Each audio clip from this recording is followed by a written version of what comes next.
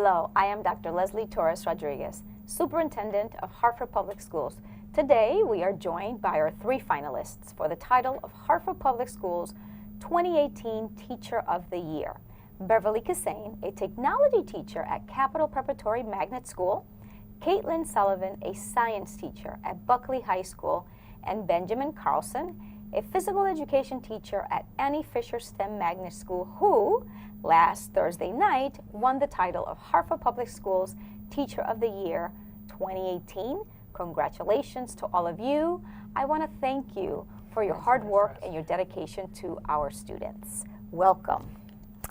So we know that at Hartford Public Schools, we have our district model of excellence, which is kind of guiding us, the entire district, our community, to ensure that each and every one of our students has access to high quality teaching and learning, that every one of our students is able to access their learning. So I'm going to begin, Beverly, by asking you a question around differentiation, right? When you differentiate teaching and learning, we want to make sure that our students are able to access that which is in front of them, despite where they're coming from, how they enter into their learning. What do you do to meet the needs of your students? Well, I think the first step is, as a teacher, you have to have many roles. So as a teacher, I'm a role model. I'm a facilitator. I'm a coach. I'm a colleague. So there are many different roles you take. When you're taking those roles, the students will see you in those in a variety of ways. So as a teacher planning instruction, I'm going to make sure that I represent my instruction in different ways for the kids. I show them, it can be real life, it can aesthetic, it can be visual, auditory. I also make sure that it really is the understanding design for learning, where I've learned how to picture yourself at an airport. Everybody needs access to the airport. Well, when you walk into my room, everyone is going to be able to have access to the learning. And I think that's really important, because you don't know where kids are coming from. I mean, you do your homework and you look at their backgrounds, but you want to make sure that they feel comfortable and offer them different ways to express. You want to motivate, you want to set goals, and then you want to have them express it in different ways, so they have a choice. You want to tap into their interests. That's again being motivated, but and then giving them choice in how they express their learning. It can be acting it out, writing, whatever works for them. I think is really important, because when you're comfortable, you can take risks, and learning comes naturally. So creating conditions, multiple conditions for students to be successful. Absolutely. Is what I'm hearing. And so when I think about how that plays out, for example, in a science classroom, Caitlin, and so you teach science, but you also teach English learners, right? Students that are learning English. And so what does that look like for our recent arrivals? So teaching new arrivals has been like one of the joyous moments of my career. I love being able to watch them not only grow in science content, but also the English acquisition, which is just wonderful to see. And it can look like a lot of what Beverly has been saying, a lot of different opportunities, a lot of different ways. They could create a video of them speaking orally where they could practice multiple times instead of just, getting up in front of the class, because that could be very stressful for an English speaker, and to try and do it in English, they can tape themselves, practice, and critique, and help each other out, which has been wonderful to see. And just like you're saying, there's a lot of different modes to teach them. I always am giving images and word box images, different sentence frames to kind of help them go. That way they can also become very independent in their learning and be like, I'm going to take it on myself, but I still need some support. And that's just been a wonderful, wonderful time. And science is so visual anyway, that they can kind of go out and explore and bring that experiences back. And also just honoring that, they've seen a lot in their life. If they're coming from different countries, like there's science everywhere, so they can apply what they've seen and learned from other places. And so in order to get to that point, you have to do exactly what Beverly was saying, right? So you have to be mindful in your own knowledge base around what are the skills, the knowledge base, the disposition even sometimes that our students need to be successful. And so you plan for that accordingly so that students can access and then demonstrate their learning in very different ways. And it makes me think of, you know, Ben, what your comments were during your acceptance speech around your job is to help students become the best version of themselves that they can be. Can you talk to us about that? What does that look like and sound like? Well, in my class, you know, all the kids are different. They're all coming from different backgrounds. Specifically at the magnet school, you know, some of them are AAU athletes, some of them are just weekend recreational athletes. And I'm honest with them, and I'm telling them, you know, the chances of you becoming a professional athlete, it's 1 in a million. So let's just be the best person you can be in my room, the best, you know, if we're doing hoops for heart and we're working on skills, let's be the best, you know, ball handler that you can be. Don't compare yourself to that young man over there. You came in at the lesson at a very low level, and I want you to leave at a little bit higher, not professional level, but just a little bit higher, and push yourself to do a little bit more. But it also has to deal with their citizenship too. How are they going to react to certain situations? Because in sport, situations come up. You lose the game. You know, you make a bad pass and you create a turnover. How are you going to handle that? As a teammate, are you going to get on your teammate and start yelling at them, or are you going to pick them up and bring them to the next level and say, hey, next time let's go this way or pass that way, or great, you know, hey, everyone makes mistakes. Let's go. Let's get it next time. So I'm trying to teach them that you make mistakes, but you got to learn from those mistakes and just to become a better all-around person. So continuous improvement, right, is what I'm hearing you talk about, and then this notion around an all-around person, the best version of who you are, which then makes us think about meeting the needs of the whole student, right? And we talk about that's actually at the center of our strategic plan of our district model of excellence, right? We know we have our 4 priorities, but at the center of our plan is the whole student, the whole child. And so as I think about new arrivals, for example, and having myself been a new arrival at one point, having to master, right, a different language, what does that then look like when you're trying to build those relationships, Caitlin, with your students? Yeah, I mean, I think in order to be, and Beverly, you touched on this too, is being comfortable in a classroom. You're not going to learn if you don't feel safe, involved in the classroom, if you're just so confused that your affective filter is like, you know, you need to feel like, you know, that teacher is like there for you, can help you with anything, and that takes a little bit of time in the beginning to grow those relationships. But I think they're so worth it, you know, to take that time in the beginning of the year, but new arrivals don't always come in the beginning of the year. So you still have to take that time when they do come in, introduce yourself, you know, kind of give them key levers in the school who can help them, and really just be there for them. Relationships have just helped me so much in my classroom because, you know, sometimes they'll know like, oh, blended learning stations, right? Like if I know that I have a student that really likes to start independently and then will find confidence to like talk to a peer about it, I will just put that in that group first. And they recognize that, like, you know, we're putting them in groups for these, you know, strategic reasons for their comfort and for them to feel, you know, involved, but at their own confidence level and where they feel good to start with. So that strategy and just teaching the whole student has been a very helpful thing in my career with my kids.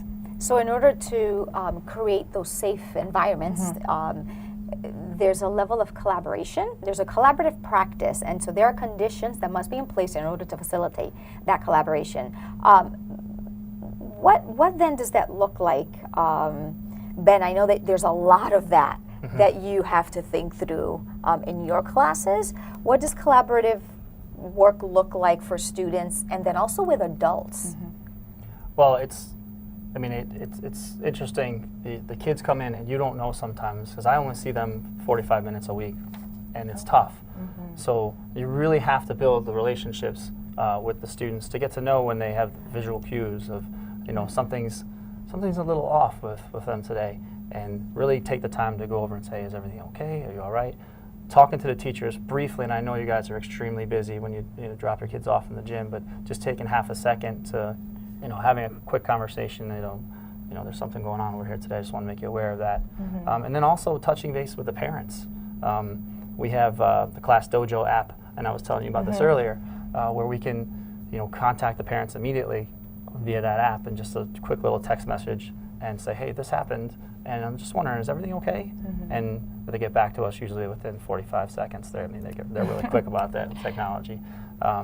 And it helps out a lot to build relationships with the parents and with the students and the teachers, but just to get to the root of the problem with the kid and get them back on track so they leave happy and healthy and just have an enjoyable experience. So being mindful, right, Correct. of how the kids are showing, how students are showing up, being mindful about the power of communication, I heard, right, Yes. from one adult to the other. And so if we take an even broader look at a culture of collaboration, what does that look like, Beverly, when you think about how is it that learning is strongest when it happens within a culture of collaborative practice among adults? What I think of is the professional development opportunities that are always available at Hartford Public Schools, and that there in itself builds a collaboration that is really powerful. You're connecting curriculum that you're teaching the students with professional educators who have experience, and they have different backgrounds and they've come from different places. So it's really wonderful to get this opportunity to be able to learn and share from each other. I mean, I can just say, the TESOL program, the computer science programs that have been offered have built in and helped to build the whole child, like you say. It's making us whole as a learning community. It's amazing. I'm just grateful to be in Hartford Public Schools, where they do offer the professional developments that really count, that really help, and they follow through. It's not just a one-time thing. We'll have learning PLCs that are online. We meet at district, professional learning, and we turnkey it into the schools as well, it's just been phenomenal.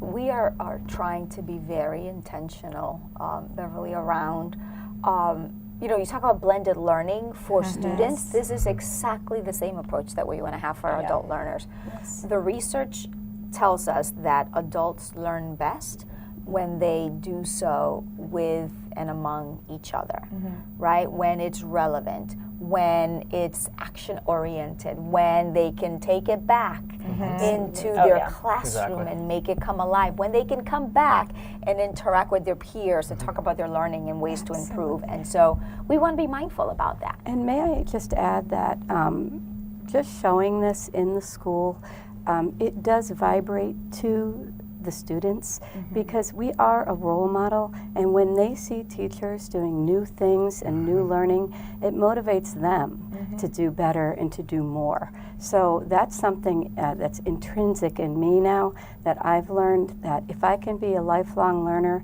I'm actually modeling it, and I'm showing students that that's the way to go. When you're a lifelong learner, you're going to achieve goals, you're going to get what you want in life, and you're going to be, whole. It's a wonderful experience. Yeah, if you look at our what we have a one-pager, our strategic operating plan, our district model of excellence, and yes, the whole student is at the center. There are, we have our systemic accountability, which means that we all, right, have to get better together, right? Absolutely. We owe it to the whole student, all of the 20,000 of them, to get better, but through a continuous improvement lens, which is what you're saying, right? And Absolutely. so to be able to say, at all levels of this organization, we are going to model that which is what we want to see play out in front of us with our students, and that collaborative practice is important within a frame of every day. I have to show up and try to be better than I was yesterday. And tomorrow, be better than I am today. And so creating those environments for our students to just want to just live, right? That way gets to what you were saying. How is it that we get our students to be the best version of themselves, which is that's transferable, right? Absolutely. To continuously improve in everything that you do, that is a life skill, right, that we want to make sure that our students walk away with when they leave us. And so let's think through around this notion around continuously improving practice. How do you ensure, for example, that you continue to evolve as a learner? Yeah, well, I think, like Beverly was saying too, we need as teachers to take risks, because we're asking our students to take risks in the classroom every single day, and that's just the way our education is rolling. You know, NGSS is so student-centered, so like you tell me what's the problem, we're gonna figure it out, and like all the ownership is on them, and that's as a teacher, that's, you know, I have to adapt to that as well, and so, you know, Harvard Public Schools has been really helpful in my, you know, integration into NGSS, also blended learning. Buckley High School has been a pilot school for blended learning, and that has changed the way I teach 100%. Like, I don't even remember what I did. Like, I'm like, oh my gosh, it's so transformative. I mean, the independence students can have, the even resources I've now access to, and you know, the tests are going that way. NGSS field test was all simulations, all, you know, computer, and so just having that opportunity to have like built my students' confidence up, computer literacy, and that's just been amazing. I definitely, like you said, I'm a lifelong learner. I think that's what has drawn me, one of the reasons that's drawn me to education is I just love to continuously learn. I'm also going to a wonderful fellowship this summer in Stanford University with 3 other colleagues. So we're going to just be learning to be more student-centered, just coaching. They're going to coach us for 2 years, and you know, Harvard Public Schools has made that happen for us too. Like the people I've connected with have introduced us to that opportunity, and that's what it's all about, continuously learning, and it's just been a wonderful experience. And as a district, we have to continuously hear, right, what is working. Right. So we're hearing that the networks are working, Networking right? has been huge. PLCs work. Yes, they that do. we have to create the time, the space in time, right, to allow the adults to just be students with and from with one another and learn and try to problem solve, and then, you know, empowering our adults to empower their students. Absolutely. I think that is what we have to narrow in on and continue to build upon. And so I hear you talking about the why. You talked about that's why I teach, because I continuously want to learn. And so if you had to describe the why, your purpose, what would it be? How would you describe why you teach? I teach because it's fun. You know, it is. I tell kids every day, you know, I've got the greatest job in the world. You know, I get to show up every day, see your smiling faces, you know, educate you, trying to make you, like I said earlier, the best person that you could be. And I get to share my knowledge with you. And like we're talking about lifelong learning, I'm learning new things and new sports and new activities all the time. I'm constantly searching the internet for different things. With Field Day coming up, I try to mix it up every year. And I do it because of that smiling face that you see, that little kindergarten kid who comes in and gives you that hug. That's and, you know, good morning, Mr. Carlson. And it doesn't matter if you got cut off on the highway on the way to work. You know, you walk in there and you see that kid smiling at you, and everything's forgotten about. And then also for the kids who come back, because we are a K-8 school, when they come back and they say, thank you so much for teaching me about life and teaching me about how to move past, you know, a little issue that I had. And to not worry so much about, you know, what he said or she said, and just worry about me and to help me and do me, and that means a lot to me. So that's why I teach. I love seeing kids in the morning. Sometimes I like to think that I might be the smiling face for them in a way. You know, I got high schoolers, you know, so sometimes hormones and different issues. But like, smiling happens. Yeah, sometimes there's less smiling, but you know, I love that I can be that presence for them. And speaking about relationships earlier too, like just knowing some of the kids, like, you know, I could tell that if someone's like not having a bad day, and like I can go over and say, hey, like, you know, it's gonna be all right, or like it's okay if you're sitting a little bit off today, and I know you'll make it up tomorrow, like when you're having a better day. And I teach because I love the students.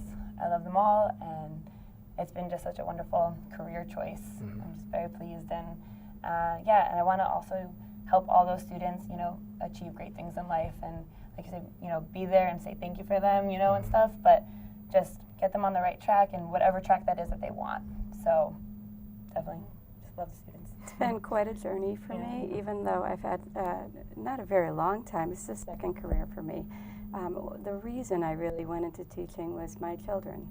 They really impressed it upon me. I went to the school, I volunteered, I was involved, and I said, you know, I really want to do this, and I want to be able to lock into one of those developmental years and just enjoy it, you know, and be able to go and then leave them behind like you're the grandparent and then come back. And I said, you know, but views change after a while. And after this experience I've had so far, I really feel that I am a model, absolutely, and like I said before, you're several positions. You're a coach. You're all these different things. But the child is really our future, and we're teaching for the future generation. And this is not just locally or nationally; it's globally.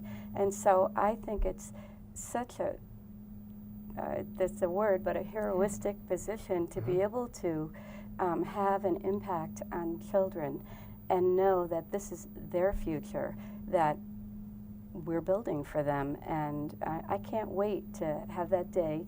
Not that I want to retire soon, but to be able to see these children running our country, making a difference, doing something about the plastic in the ocean. Oh my gosh. I mean, it's just those type of things just bring hair rises over my neck because I feel I love children, and I would say that everybody, I would hope that every teacher would say, I went into teaching because I love them. But it's more than that, and you'll find you're more than that when you have these experiences as we have.